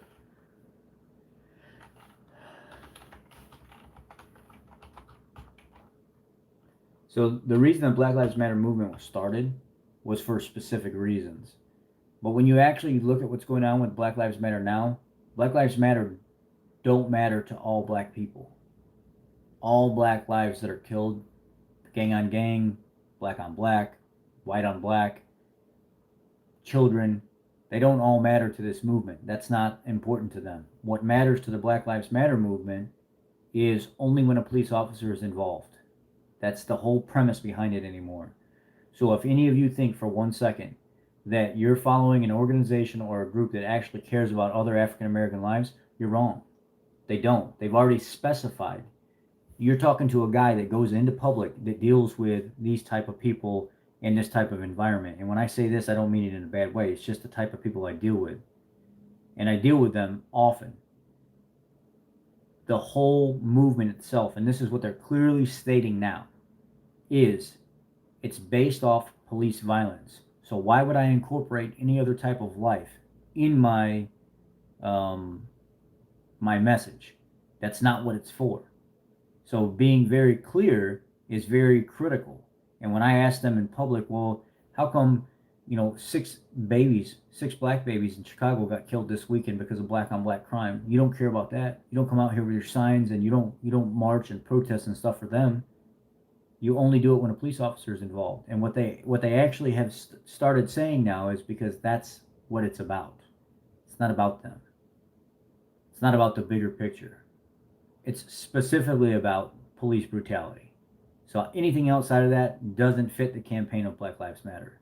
It's clear as day now, and they're even saying it. They're admitting it. It's because this is based on a police type issue. It has nothing to do with anybody else. So while 60, 70, 80 people get shot from Friday to Sunday, almost every single weekend in Chicago, especially around the holidays, even more, over 100, 115, 120 people shot. Some of them, a big portion of them died. They don't matter because police weren't involved. So that's why you see signs in public now that say all lives don't matter to black lives. Because it's the truth. They don't. But to me, they do. Every single black lives matters to me. Every single life. Every good or bad, no matter what you've done, it matters to me. But they don't say that. That's not their message. That's not their message.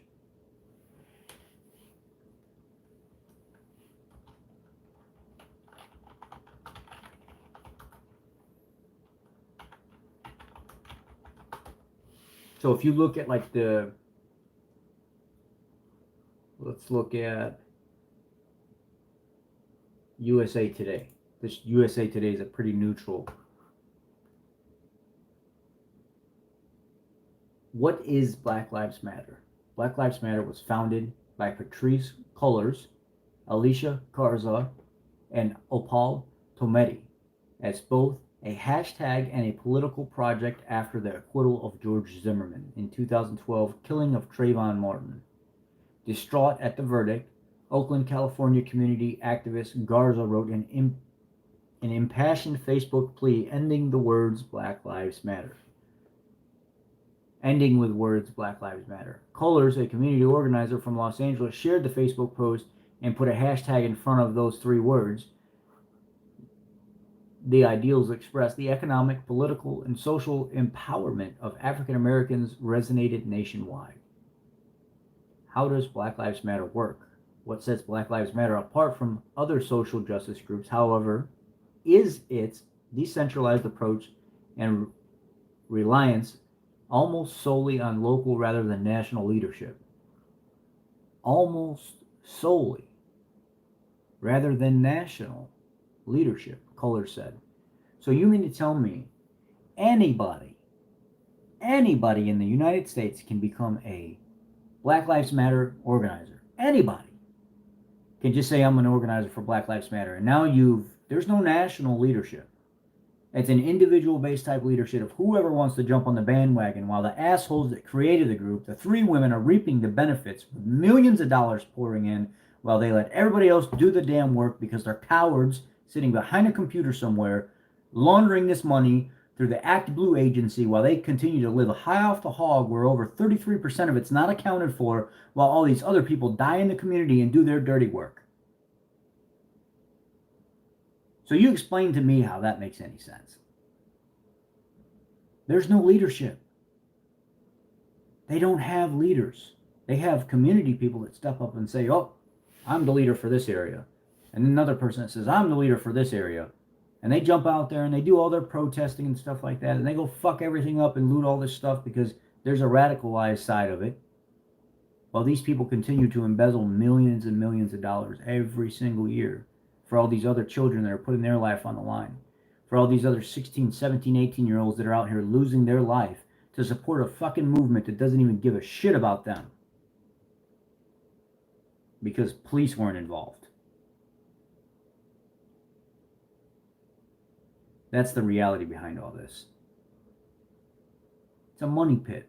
It's a political fucking money pit. It's exactly what it is. They've had over $500 million brought through their company. 33% of it's not even accounted for. 46% of it's going to outside vendors or organizations that support them. So they're making money off of Black Lives Matter. I thought three women started this whole thing. I mean, I don't understand how so much money. My Facebook page is my name here. The same name that you see here is my new name on Facebook because of them deleting all my accounts. So if any one of you out there that can explain to me exactly where all this is going, where's the money going? Where are these people from Black Lives Matter? They're out here. They're supposed to have started this group. They started this group, but they're standing up for nothing. There's no national leadership. It clearly states there's no national leadership. You get white people. Explain this to me. Explain this to me. Please explain this to me. How can a white person be a leader of a Black Lives Matter movement? That makes no damn sense. You get people popping up all over the United States that say, oh, I'm a Black Lives Matter leader. You're not even black. How can you speak for a black person if you're not even black? How can you be a leader of a black movement and you're not even black? How can you get up in front of people and speak and stuff like you know what's going on and you're not even black? I'll tell you why. I'm going to tell you something I found out here recently. They had a Black Lives Matter protest about 3 months ago here where I live. And the leader for the movement is a little white girl, 22, 23 years old. I go to her Facebook page and stuff like that, and I'm searching around on her Facebook page, and I'm seeing this whole 2 weeks prior to this movement.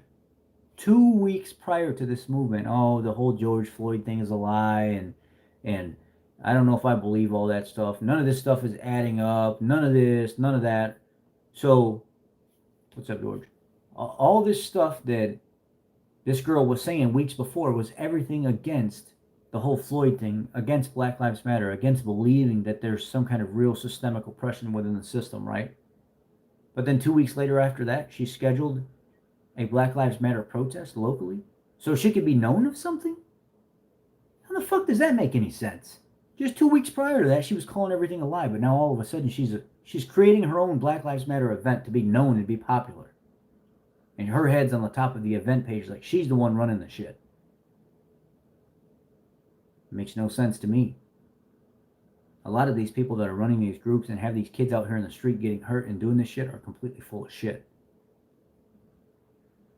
They don't care about them. And the people that started the movement are back somewhere in a nice big old home, sipping wine every single night, eating fine dinners, and living high on the hog while everybody else is doing their dirty work. While the rest of us are out here in the streets willing to pick everything else up because of some scumbag that's using children and young adults because they don't know any better. You know how many young 17, 16, 17, 18-year-old boys are willing to die for Black Lives Matter, that are willing to go out here in the street and just give up their fucking lives because of some people that have brainwashed them to believe that they actually give a shit about them?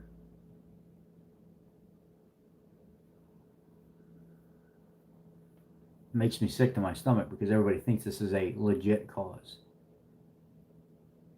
Now, I'll tell you something that is a legit cause, because I do recognize that there is a portion of this that is real. There is a portion of this that in certain areas of the world, regions, that there is a lot of stuff systemically still wrong. And I'm not going to pinpoint those areas, but there is a foundation guy. There is a Black Lives Matter Foundation that actually does legit things. They're not out attacking people and doing protests and everything else. It's called the Black Lives Matter Foundation. I think it's out of Santa Clarita, California.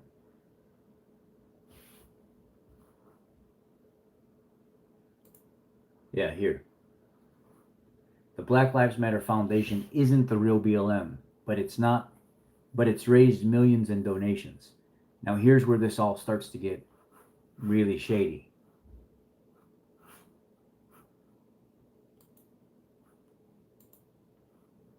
The Black Lives Matter Foundation isn't the real BLM, but it's raised millions in donations. The guy that runs the Black Lives Matter Foundation is okay. So here, let me just read this little excerpt right here. The Black Lives Matter Foundation raised millions of dollars in donations, but it's not associated with the Black Lives Matter movement that sparked worldwide protests against police brutality. BuzzFeed reports the charitable organization raised at least $4.35 million in early June, according to estimates. The Black Lives Matter Foundation is based in Santa Clarita, California, and has one paid employee. Its founder, Robert Ray Barnes. He's a very well-spoken, educated black man. He's very easy to listen to.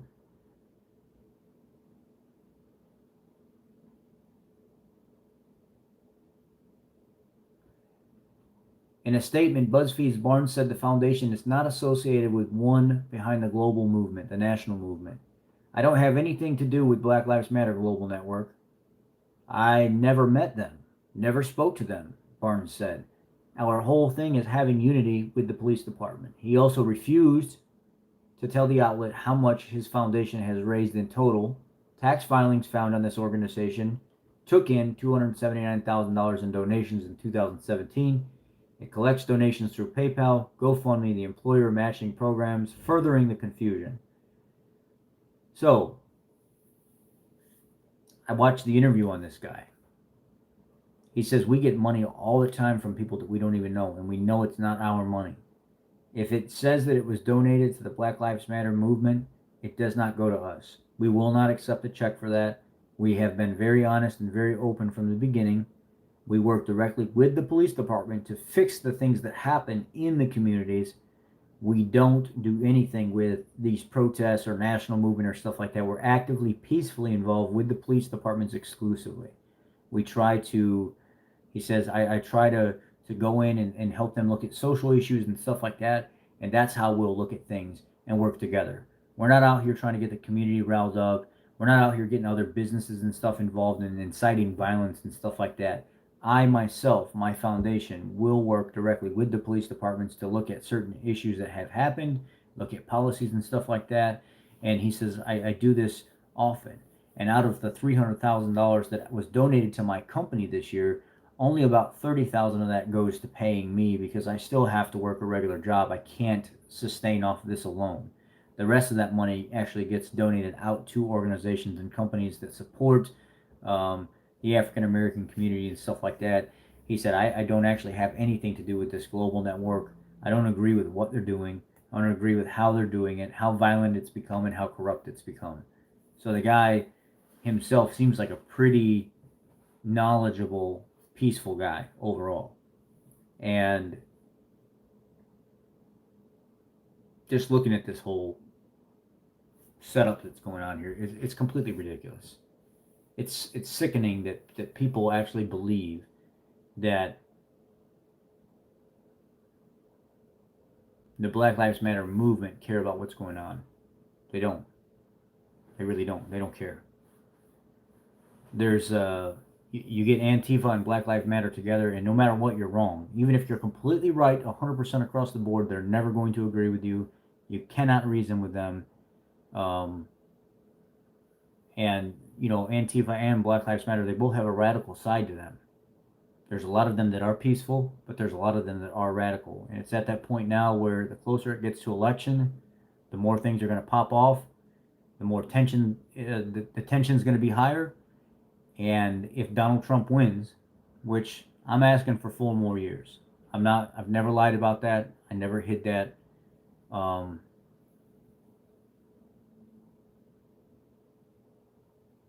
Very cool. Yeah, the Filipinos for Trump thing, they asked me to come out and they asked me to support them, to be there for them and kind of look over things that were going on. So I went out to the Filipinos for Trump event just to kind of make sure people were safe. Um, I don't get into all the logistics behind what Trump has done and hasn't done tax wise. Um, I don't know what their problem is. I don't know why they're sending money and stuff like that. I don't know what the whole issue behind that is. There's been so much that's been destroyed.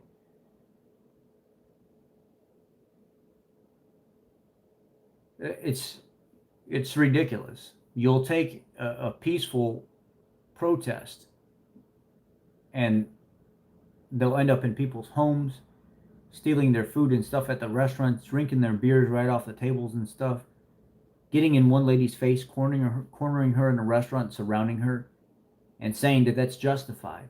They're trying to make her feel what they feel. But then you try to reason or talk to other people about that situation being wrong, and they laugh at you like, oh, that's nothing. I talk to an Antifa guy from time to time. He'll ask me questions about things, and I try to answer them as best as I possibly can, if you know what I mean. And um, there was a situation where a girl ran into the back of another car in Schaumburg, Illinois, and we videoed that. And the guy responded to me with, "Oh, that was good for the cause." What do you mean that was good for the cause? The girl rear-ended another car because she was triggered, not paying attention. That's good for the cause. So if it's wrong, we were laughing when this black guy got arrested because he came up to us and he got in all of our faces. He walked. It was kind of a dirty shot, I guess you could say. He walked behind the building and then came up on the side street and then was getting in all the patriots' faces, flipping them off, telling them fuck you, I'll fucking whip your ass." And then he gets in the faces of the cops and he's telling them he'll beat their ass. So they arrested him. And we were like, "Oh yeah, like justice." This guy's going up trying to harass people and saying that he's going to hurt people. Um, but because we were cheering that on, the guy had mentioned to me that he thought it was wrong of us to cheer that on because a black man was getting arrested. But that girl smashing into another car because she was triggered is good for the cause. I just don't understand this mindset. This mindset is completely flawed and fucked up. Like, if you really look at deep down, you're really working against yourself by even trying to communicate with these people because they're never going to speak and think logically. You're cheering somebody on for getting arrested for coming and harassing people and potentially trying to draw a physical altercation. and then threatening the cops. But it's wrong for us to cheer them on to arrest a guy that's clearly. But the guy that I speak to, that he watches this channel, he's an Antifa guy. Um, he thinks it's wrong that we cheer something like that on, but he thinks it's okay that people do wrong for the cause of exposing systemic oppression. As long as it's for the cause, it's okay. But if it's somebody that gets caught because of doing things for the cause, that's when everybody else is wrong. You can't get caught for the cause, because if you get caught for the cause, the people that catch you for doing the wrong thing for the cause of Black Lives Matter and Antifa, we're wrong for saying that's justice. So you can't reason with them. You cannot reason with Black Lives Matter. You cannot reason with Antifa. They have their own set of ideology and things that they're after, and no matter what, that's just going to be the case. So even the whole Breonna Taylor thing, they paid the family $12 million for what happened. Why are we still going through all this? If you were not satisfied with the money that was given to you, then you turn the money down and say, I still need justice. This is not justice, and you don't take the money. But you took the fucking money, and then you're still bitching about things that happen. Well, that's not justice. That's not right. If somebody has paid you to basically shut your mouth, and you took the money, then you shut your fucking mouth and you move on. That's how it works. That's how getting paid for something like that works. That's just the system in itself. You don't take the money and then continue to perpetuate the violence. And that's what they did. They took $12 million from Louisville, Kentucky, and now they're still asking for justice. I mean, it never fucking ends. You can't move on past this. You cannot get out of a situation like this that there's no situation to begin with. If you look at the whole entire situation from Trayvon, from Breonna Taylor, from these criminals that have been caught, that have been harmed by police, they've been involved in violent criminal activity to put themselves there. If you burned your hand in a fire and you were purposely taking your hand and you were putting it in that fire, wouldn't I look at you and say, well, you're fucking stupid? Why would you keep taking your hand and putting it in that fire and not expect to get burned? Well, it's the same way. If you're a criminal and you're doing illegal activity and you continue to do illegal activity, eventually you're going to get burned. And it happens. So I don't understand why people complain and cry about things when things end up happening to them badly because of the stupid choices that they make. It doesn't make sense. You play stupid games and you're going to win stupid fucking prizes. That's how it works. Live a normal life, a decent life, and try to do something with yourself, and you won't have to go through all these damn problems. Do you want to be a criminal? Do you want to be a what they call a fuckboy or whatever it is? You want to be a thug? This is the type of shit that happens. You don't want to go to school and educate yourself? This is what happens. Unfortunately. And people don't want to own up to it. But those of us that have had a bad life, that have been in and out of foster homes their whole life, that have been exposed to drugs and living homeless, living paycheck to paycheck, losing everything 3 or 4 times and having to start over, that have that drive and that determination, that motivation to succeed in life, that do it like I have. If you guys know my story, you know I'm being 100% legit. And I'm here today. Not a criminal, not asking for handouts, not asking for people to do stupid shit or whatever to make up for the lack of me succeeding in certain areas in life. Just owning up to my shit and saying, look, I got to make something of myself. I got to keep pushing forward to make something of myself, and that's what I have to do. But they say this right here is the reason why. Because of this lack of, what do they call it? Melanin or something like that, because I'm white. That automatically means I'm the only thing that can be racist because of the skin color right here. No other color can be racist, only white. Somebody that I know for the last 2 months has been in a class about systemic oppression, and it's been about nothing but Black Lives Matter. And you will answer the questions the way they tell you to. You will pass the test the way they tell you to, and you will receive the criteria even if you don't agree, and you will finish the class or you will fail the program and you won't get a degree. You will do it the way they tell you to do it. That's it. You cannot have a difference of opinion. You cannot have a different talking point. You must comply with everything that happens in the class, because if you don't, you fail. This is a college class.